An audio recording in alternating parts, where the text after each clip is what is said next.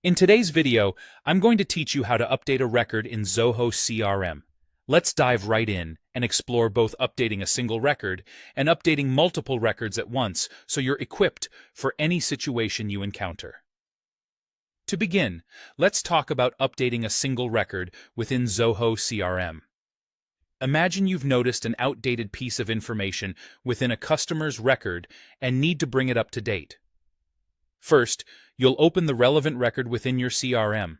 Once the record is open, you can spot the edit icon next to any field that's available for update.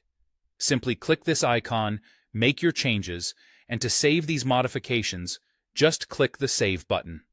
Alternatively, if you need to change multiple fields, look for the Edit option at the top of the record page.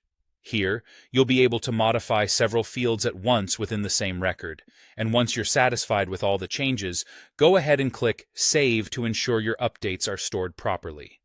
Now, let's transition to the more complex task of updating multiple records at once. This feature is incredibly useful when you have several fields to update across different records, a task that can otherwise be time-consuming if done individually.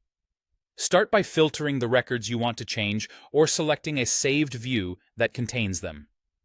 Once you have your desired list, you'll notice checkboxes next to each record. Use these checkboxes to select the specific rows you want to update. After making your selections, direct your attention to the Actions drop-down menu. Within this list, you'll find the Mass Update option. Clicking it will open a dialog where you will choose the field or fields you wish to update. Define the new value or values you need for your records, and then hit the Save button to implement these changes across all selected records. It's important to note a few limitations when performing mass updates.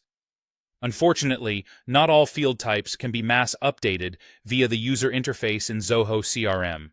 Fields such as lookup and multi-line text are excluded from this particular operation, so you'll need to handle those updates individually or explore other methods if necessary. Additionally, there is a limit to the number of records you can update at one time.